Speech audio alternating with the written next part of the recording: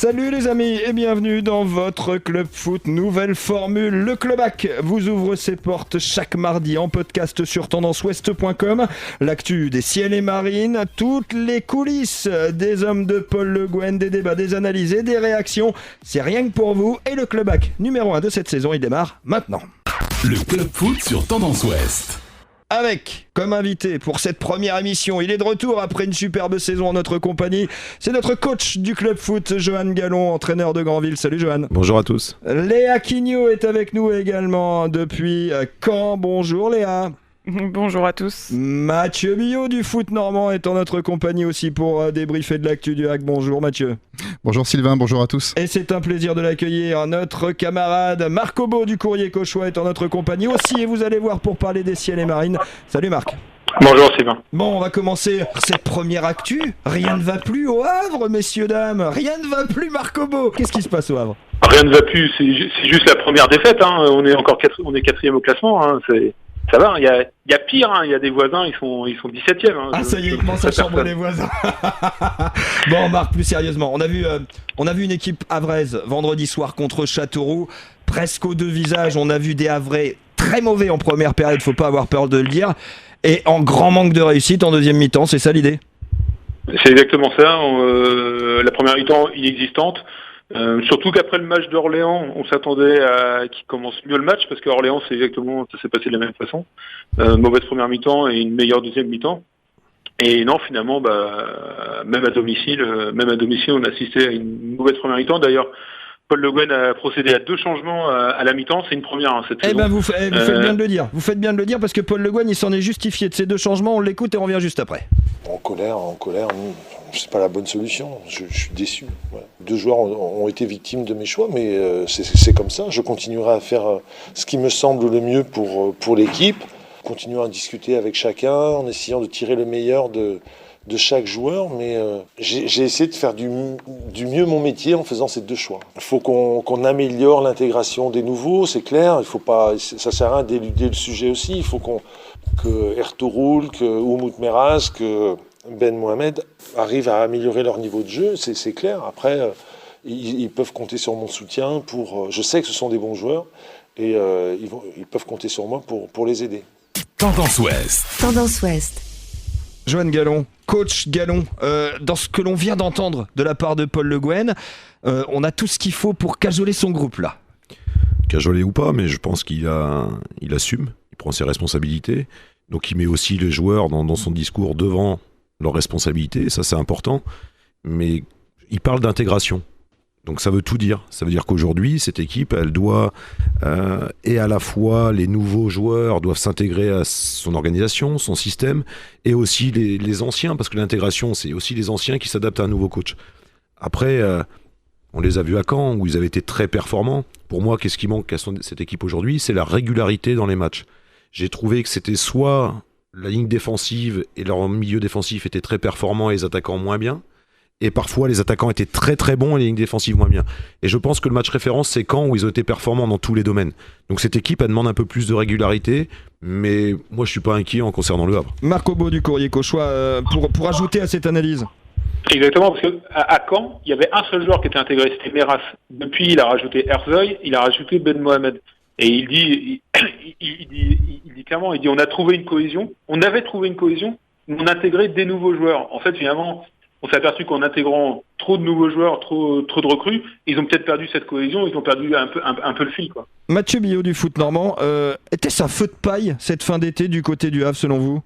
Non, je dirais pas un feu de paille parce qu'il y a quand même une très belle équipe au Havre et je crois que Paul Le Guen a trouvé une certaine animation qui met en valeur les qualités de nombreux joueurs et notamment en attaque. Maintenant, les autres clubs, ils bossent aussi. Ils se tournent pas les pouces, ils se disent tiens, Kadewere, il est bon dans la profondeur, Jamal Thierry, il est bon dans la profondeur. Ils bossent et ils ont vu les forces du HAC et qui est notamment cette prise d'espace. Et du coup, les 3 derniers adversaires du Havre, qui en plus étaient des équipes mal classées, donc en recherche urgente de points, elles ont essayé de fermer un maximum les espaces, même si Châteauroux a joué quand même lors du dernier match. Et quand vous enlevez les espaces à Jamal Thierry, il est beaucoup plus en difficulté. Il faut noter aussi que Tino Kadewere, il a été un peu moins performant sur les derniers matchs. Donc voilà, ça tient un peu de choses. Vous avez fait référence au changement. En première mi-temps, il n'y avait pas Alexandre Bonnet. On a vu la différence avec un hack avec Alexandre Bonnet et un hack sans Alexandre Bonnet. D'ailleurs, pour avoir parlé à quelques Castéroussins en zone mixte, ils l'ont assez souligné. Ce coup d'arrêt, il y en a un aussi qui en a parlé parce qu'il existe dans le terme de compte, dans le terme comptable. Ce coup d'arrêt, Paul Le Guen, l'entraîneur du Havre, il est revenu dessus. Moi, je savais qu'il y aurait des moments un peu compliqués. Vous savez, on a une équipe jeune, très renouvelée. J'avais dit après Caen, attention, à un moment donné, il y aura quelques turbulences. C'est dans ces moments-là qu'il faudra rester costaud. Ben, on y est. C'est vrai qu'il va falloir être solide, il va falloir être très solidaire. Mais je pense que cette équipe a du potentiel. Je pense que lorsque tous les joueurs seront bien intégrés, lorsqu'on aura trouvé une meilleure cohésion, parce qu'on en avait trouvé une, mais on a intégré ce qui me semblait normal des nouveaux joueurs. Il faut retrouver tout ça, il faut retrouver de bonnes bases. Je veux qu'il y ait de la stimulation aussi. Tendance Ouest. Iten News. Joe Gallon, on est dans l'analyse pure de ce qui se passe, non pas sur un match, mais sur une période. Il l'a reconnu, Paul Le Guen. Il y a une forme de coup d'arrêt. Qu'est-ce qu'on doit faire dans ces moments-là ? Son analyse, elle est juste, c'est-à-dire qu'il a intégré des nouveaux joueurs pour, je pense, avoir des rotations, pour reposer certains, pour en intégrer d'autres et assimiler sa façon de jouer, son animation. Mais peut-être qu'il a perdu en équilibre d'équipe. En tout cas, ce qui est sûr, c'est qu'il avait prévenu, parce qu'il avait déjà prévenu après le match de Caen, où je me souviens, j'étais à la conférence de presse. Il avait dit oui, on a fait un bon match aujourd'hui, tout est beau, mais je me méfie parce que le revers de la médaille de cette équipe, c'est qu'elle est jeune et à tout moment, on peut traverser des moments un peu plus compliqués. Et là, on y est, mais ce coach est lucide. Souvent, quand les équipes elles gagnent, le coach il s'enflamme un peu, lui il a la lucidité de savoir ce qui va se passer. Il anticipe déjà, il prépare déjà ses joueurs à ça. Et ça, c'est très important, l'anticipation. Marc Obo du Courrier Cauchois, il est lucide, Paul Le Guen, sur les dernières prestations ? Ah oui, il est très lucide. Après Paris, après le match nul contre Paris, où on avait assisté à un match de plus de handball qu'autre chose, il était assez satisfait. Contre Orléans, il avait dit que c'était un premier signal. Et là, en effet, après la première mi-temps, on l'a déjà dit, il a su réagir et il est assez conscient. Après, le problème, c'est que c'est un problème récurrent au Havre, de faire un bon début de saison et de connaître une période de moins bien au mois de septembre, et surtout face aux équipes du bas de tableau. Voilà, c'est récurrent. Je sais pas. Et contre Orléans, notre excellent collègue Tendance Ouest lui avait posé la question. Il avait répondu je ne sais pas comment l'expliquer. Et voilà, malheureusement, on retrouve chaque saison ce problème face aux équipes où voilà, le hack se démobilise peut-être un peu et il relance les équipes du bas de tableau. Bon là, pour la suite, je suis très confiant parce que pour le mois d'octobre, on va à Auxerre, c'est télévisé, on reçoit à Lorient, c'est télévisé, et après on reçoit Valenciennes, et il sera peut-être télévisé, donc et en plus en match décalé, donc là je fais confiance au Havre, et là on va retrouver le Havre du mois d'août. Allez, ça y est, Marc Obo est reparti, il est en pleine forme. Mathieu Billot du Foot Normand, je vous voyais rigoler tout à l'heure parce que vous y étiez probablement à l'interview de Cyril Capron, notre ami de Tendance Ouest du côté du Havre. Cette interview que précisait tout à l'heure Marc Obo, elle dénote d'une justesse. Joe Gallon l'a répété aussi, il est juste et lucide dans ce qu'il dit, Paul Le Guen. Est-ce que c'est d'abord ça qui va permettre à Le Havre de rebondir, cette justesse, cette lucidité ? En tout cas, c'est ça que les joueurs apprécient. Pour avoir eu le capitaine Alexandre Bonnet en interview il y a quelques jours, c'est ça qu'il a mis en avant. C'est que tout ce que dit Paul Le Guen est juste. Tout ce qu'il annonce se déroule. Quand il prévient ses joueurs qu'il y a un petit danger, effectivement, s'ils n'en tiennent pas compte, ça se passe. Après les matchs, quand il pointe ses analyses, elles sont partagées par ses joueurs. Donc là, il a vraiment une qualité d'écoute auprès de son groupe et les joueurs apprécient énormément. Prochain sujet, on en vient forcément à celui que l'on a vu et que l'on voit beaucoup moins, Tino Kadewere. Le club foot sur Tendance Ouest. Marc Obo, je commence avec vous sur le cas de Tino. Tino, ultra dépendance ou est-ce qu'on se trompe ? Non, ultra dépendance. Après la démonstration à Caen, Monsieur Gantier, le directeur général, nous avait, parce que vous étiez occupé avec le président et avec l'entraîneur de Caen, mais nous on avait écouté bien Monsieur Gantier, et il nous avait dit que voilà, il cherchait encore, on était à 2 jours de la fin du mercato, et il dit on cherche encore la solution offensive parce qu'on sait que Tino et Jamal ne vont pas tenir comme ça toute la saison, là ils sont en feu. Et ils n'ont pas trouvé cette solution offensive. Et résultat, là, il y a un petit coup de moins bien, et ils n'ont pas de solution offensive. Sur le banc, Jamal, l'autre fois, ils l'ont changé par Asifoua. Asifoua n'a pas apporté autant de vivacité que Jamal. Bon, après, ils ont marqué un but chacun à Orléans. Et là, voilà, Tino, il s'est procuré en deuxième mi-temps, il s'est quand même procuré 2-3 occasions. C'est le même du mois d'août, je pense qu'il la met au fond. Là, voilà, au mois de septembre, il est un peu moins bien, il la met pas au fond. Mais oui, il y a vraiment une ultra-dépendance de Tino Kadewere. C'est gênant, cette ultra-dépendance, coach. Ce qui a dépendance aujourd'hui, parce que c'est les deux seuls joueurs qui marquent beaucoup de buts. Mais moi, je crois qu'il y a autre chose, c'est, Mathieu le disait tout à l'heure, c'est qu'aujourd'hui, Le Havre, il y a la vidéo, et Le Havre est très performant sur l'attaque rapide. Et très performant quand il y a de l'espace dans le dos des défenseurs. Et là, ça fait 2 matchs où ils rencontrent des équipes qui sont bloc bas, qui laissent peu d'espace à leurs attaquants, qui ont moins de solutions, qui font moins d'appels dans la profondeur.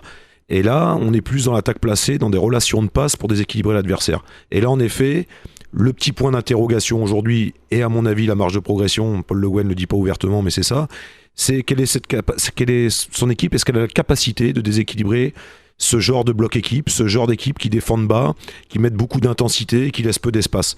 Moi, c'est le petit point d'interrogation que j'ai, mais sinon, sur le reste, ça peut arriver. Si Le Havre gagnait tous les matchs ou faisait que des matchs nuls, et RAE serait aujourd'hui premier, mais ils sont dans la course, il ne faut pas s'inquiéter à mon avis. Mathieu Billot, ce que dit coach à l'instant, on le sous-entend depuis des années. Face aux petits, et Marco Bo en a parlé tout à l'heure, il y a toujours ces difficultés à contourner les blocs bas. Est-ce que c'est là que Le Havre doit progresser le plus finalement ? Après, il y a 2 choses. Peut-être que les années précédentes, il y avait aussi un problème de qualité intrinsèque de l'effectif, ce qui est peut-être moins présent aujourd'hui. Aujourd'hui, c'est qu'il y avait un style de jeu très marqué au HAC au mois d'août. C'était la transition, c'était les attaques rapides. Le coach Gallon vient de le souligner. Et donc, quand vous enlevez cette arme-là, il faut en trouver d'autres. Et là, ça devient plus compliqué. On l'a souligné tout à l'heure. Vous avez un garçon comme Alexandre Bonnet qui est capable, par sa passe, par ses décalages, de créer des choses. Il faut que ça vienne pas que de lui, parce que sinon, c'est... Donc voilà, on a vu un peu Tino Kadewere faire un peu des excès, un peu d'individualisme. Il faut jouer plus collectif, il faut aussi avoir un apport du milieu de terrain. On a un jeune joueur sur le côté droit, donc qui vient du PSG, Dinaï Bimbe, qui a été assez performant aussi au mois d'août. Il marque aussi un petit peu le pas. Bon, c'est assez légitime, il a 18 ans et il n'avait jamais joué plus haut que la N2 jusqu'à présent. Mais donc il faut trouver d'autres solutions. Ça passe aussi les latéraux, les coups de pied arrêtés qui sont pas super bien exploité, je trouve, pour le moment du côté du Havre. Donc il y a pas mal d'armes à travailler, mais après, il faut pas oublier que c'est un nouveau coach, un nouveau staff, que vous avez quand même perdu vos 4-5 joueurs censés être les plus forts sur le papier, en tout cas de la saison dernière. Donc c'est pas parce qu'il y a un super mois d'août que fallait s'attendre à ce que le Havre écrase la Ligue 2. Mais de toute façon, quand on parle, ils étaient performants en attaque rapide, mais l'attaque rapide, c'est pratiquement ce qu'il y a de plus facile à mettre en place. Ou à la récup, vous trouvez vite les joueurs offensifs, vous trouvez vite les espaces, vous apportez de la vitesse, de la percussion.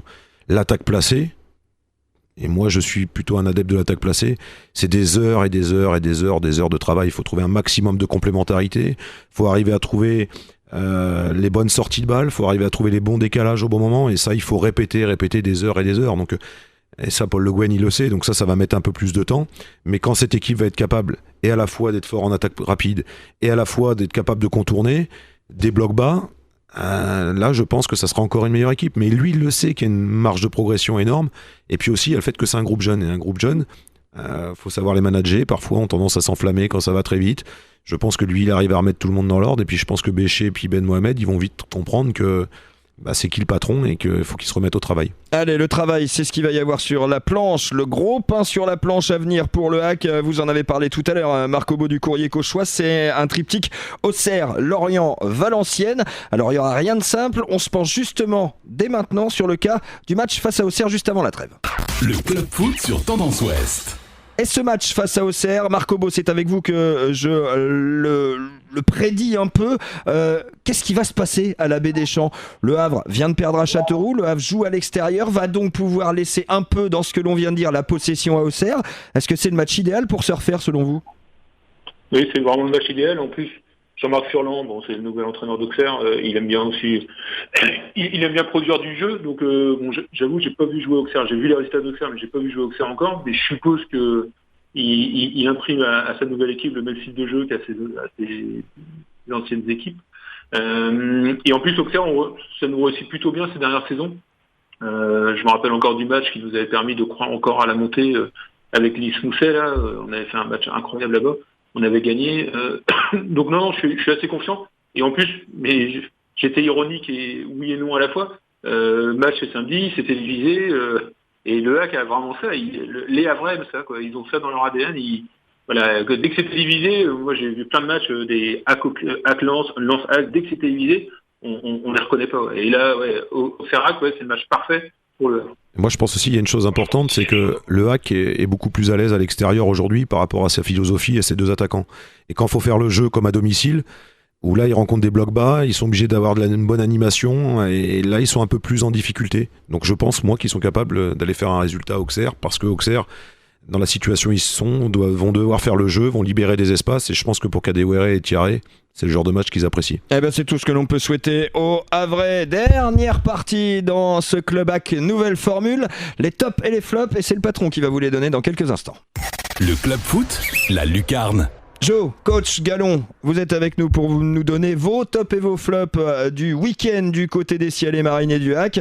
On va commencer, allez, une fois n'est pas coutume, avec les flops. On va commencer avec le flop. Quel est votre flop dans ce week-end pour le HAC ? Béché et Men Mohamed qui sont sortis à la mi-temps du match ce week-end. Et pour le top, j'étais à l'analyse de Paul Le Guen à la fin du match de Caen, et il avait déjà anticipé ce qui allait se passer ou qui pouvait se passer. Et je crois que l'anticipation est une force chez un coach. Allez, on va demander le commentaire de ce top et de ce flop à Marc Aubeau du Courrier Cauchois. Marc, est-ce que vous auriez mis les mêmes top et flop que Joe Gallon cette semaine ? Pour les flops, oui. Pour le top, moi j'aurais mis Alexandre Bonnet, parce que souvent les supporters disent Alexandre Bonnet, il est sur la fin, il nous apporte rien. Là, quand il est rentré en deuxième mi-temps, on a quand même vu la différence avec et sans Alexandre Bonnet. Toutes les actions offensives sont parties de la gauche, sont parties d'Alexandre. C'est lui avec la justesse de passe. Tout à l'heure, vous parliez de justement contourner les blocs bas et tout. Honnêtement, à part lui et Jean-Pascal Fontaine, il n'y en a pas beaucoup au HAC qui sont capables en une passe, en une déviation, en un contrôle, de créer le décalage. Allez, merci messieurs d'avoir participé à ce premier Club HAC.